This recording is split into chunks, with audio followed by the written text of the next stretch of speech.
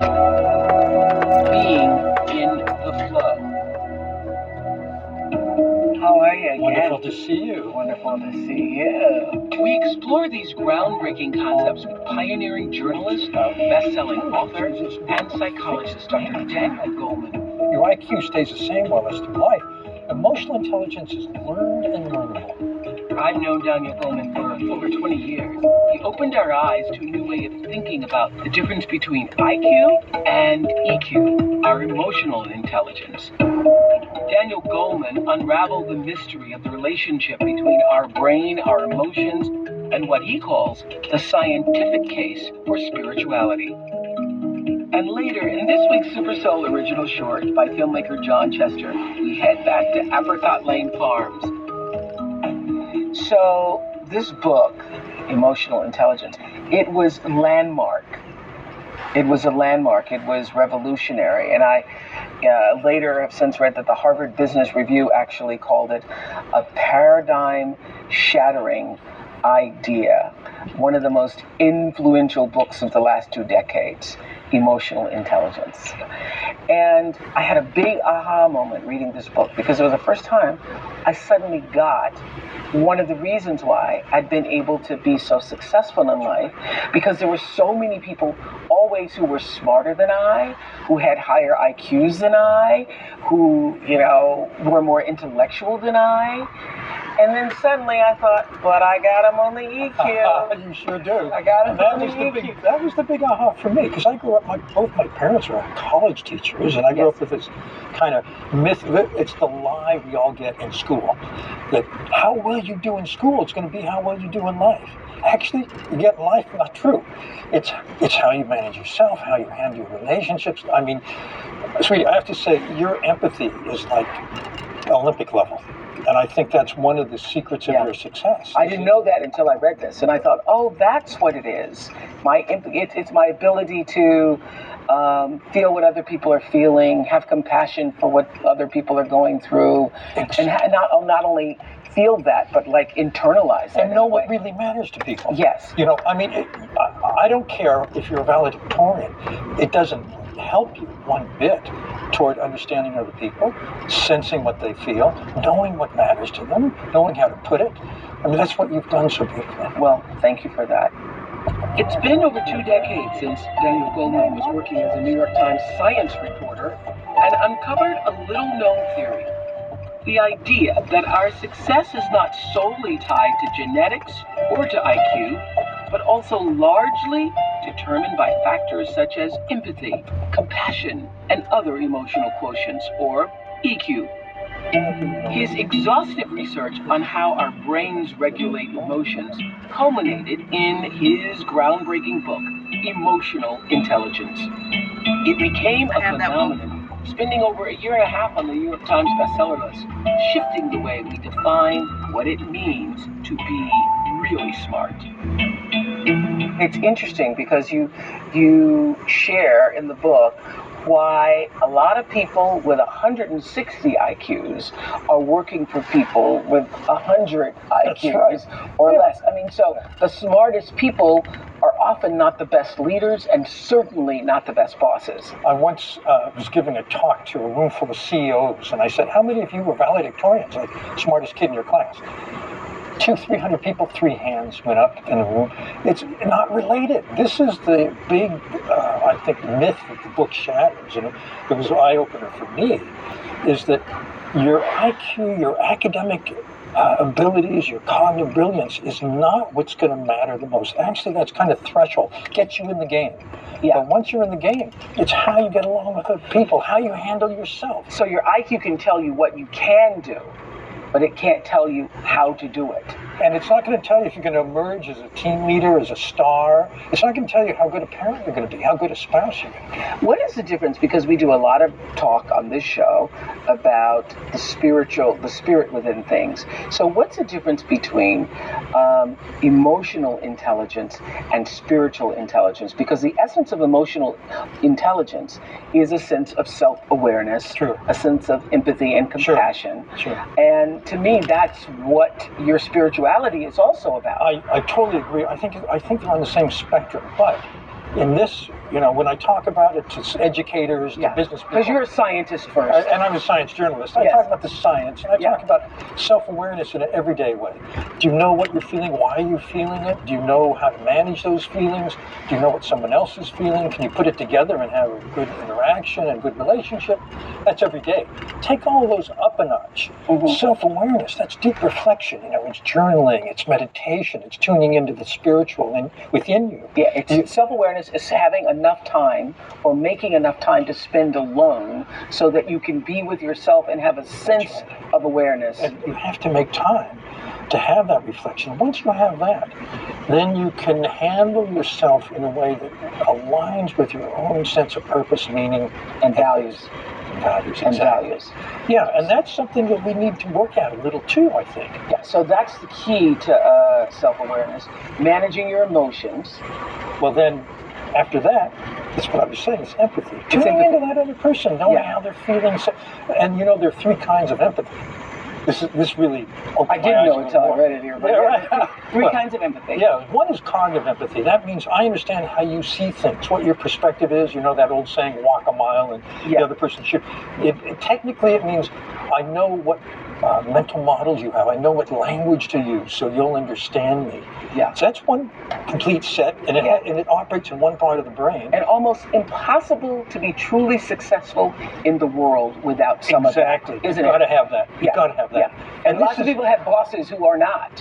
Absolutely. Or managers who are not. Yeah, or spouses. Or spouses who are not, which makes for poor connection and bad poor communication and a lot of problems like at work. The second kind is it's a different part of the brain. It's the social brain, we call it. And that's sensing in yourself immediately what the other person is feeling. That means rapport. And you're only going to have rapport if you pay full attention to the other person. You're going to have chemistry if both of you are paying attention. And if you're not, you're distracted. I'm checking my thing. Not going to happen. So there's this emotional empathy. The third kind is very important, and it's underrated. It's called empathic concern. It means if I have someone in my life who's in distress, I'm not just going to feel it, I'm going to want to help them because I love them. It draws on a third part of the brain, which is we call it the ancient mammalian system for parenting. Yeah. It's like a parent's love for a child.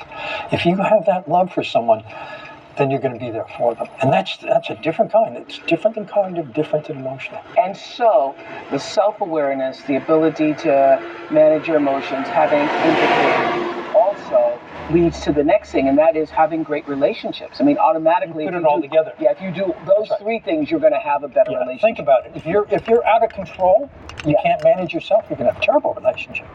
If you don't tune in, you don't know what's going on with the person, you're going to be off. So you need to have all of those 3 to have a good interaction. So in a sense, that is a spiritual intelligence also. Well, yeah, and that last one, empathic concern, is a basis for compassion. Yes. It's another way of talking about compassion, actually. Yeah. So I built a school in South Africa, opened in 2007. Now those girls are in college, and I have 190 kids in college, and 20 of them are in the United States, 21 exactly. And I learned so much from your book in the 90s about flow and being in flow with your life. Literally, our expression in our family is about whether or not you are in or out of flow. So when things are going wrong, my kids will call and say, "Hey, Momo, I'm out of flow." Oh, is that right? I'm having a bad time. Yes, it means I'm having a bad time. I'm out of flow. I go, well, what are you going to have to do to get back in flow? Oh, that's because your whole life is about that. Daniel Goleman was one of the first to popularize the idea of flow, or being in the zone. He described it in emotional intelligence as a state in which people become utterly absorbed in what they're doing, their awareness merged with their actions. Well, the things we love doing are the things that get us in flow. Yeah, that's the point. And so if you're in school, if you're a student, you want to be in flow while you're studying. You want to be in flow in the classroom. Yes. You want to love learning. If you're, working in a job, you want to find a way to make that your flow. But really, the things we do by choice, the things we do in our free time, are the things that help us get in flow. And it might be some hobby, it might be a sport, Right. it might be being with your kids, it could be anything. It's different for different people. But the mark of flow is always the same. And that is, things are going really well and I feel really good. Yeah. That's when you know you're in It flow. means you are in alignment with your life, doesn't it? It does. It means that everything, as you put it, everything's lined up. Everything's lined up. Coming up, you don't bring it to the table. Thank you very much. It's not allowed at the table. In our house, it's not allowed at the table. Why Daniel Goleman says our emotional intelligence is under siege. And later in this week's Super Soul Short, a visit to Apricot Lane, one of my favorite places, Apricot Lane Farms, and John Chester's 5-year dream to bring his beloved barnyard into flow. Super Soul Sunday. We'll be right back.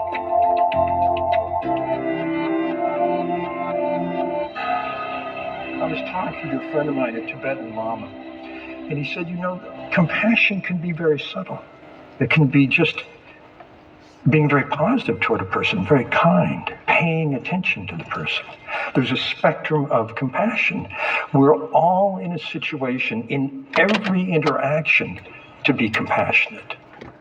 So you had this wonderful talk about compassion, about why aren't we more compassionate? Right. Why do you think we are not more compassionate? This feeds right into what we're talking about.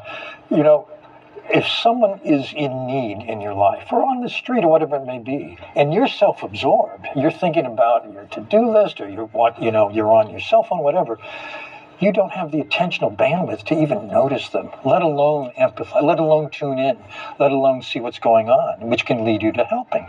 So the road to compassion starts with pure attention. If our attention is being robbed, there was a saying a cognitive scientist said long ago. He said, what information consumes is attention. A wealth of information means a poverty of attention.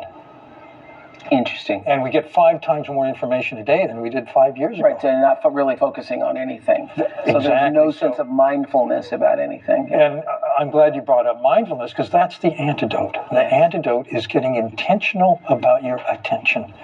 And that means being mindful, noticing where you're noticing what you're doing. Is it aligned with what you intended to do? Mm-hmm. Mindfulness means keeping that alignment. So can we all improve our emotional quotient? Absolutely, and that's one of my strong points about emotional intelligence is it's not a fixed thing. It's not like your IQ. Your IQ stays the same more or less through life. Emotional intelligence is learned and learnable. We start learning it in childhood, and if we need to get better at something, like I worry too much, we can do that. The mind is still what we call plastic. The brain is plastic, changes through life. And if you take a systematic approach, like with worry, with anxiety, you can purposely learn a way to relax and use mindfulness to notice when you're spinning out, and then apply that. And that changes your pattern. And you... All right, guys, I'm going to stop right there. If you want to listen to this video, I'm going to put it in my description, but it's Oprah and Daniel Goleman, that's Goal, like G like gorilla, discuss emotional intelligence, Super Soul Sunday, the series or season 7, episode 2. Yeah, season 7, episode 2. And it's on YouTube. All right. Do something positive for your mind, your body, and your soul. And of course, for someone else.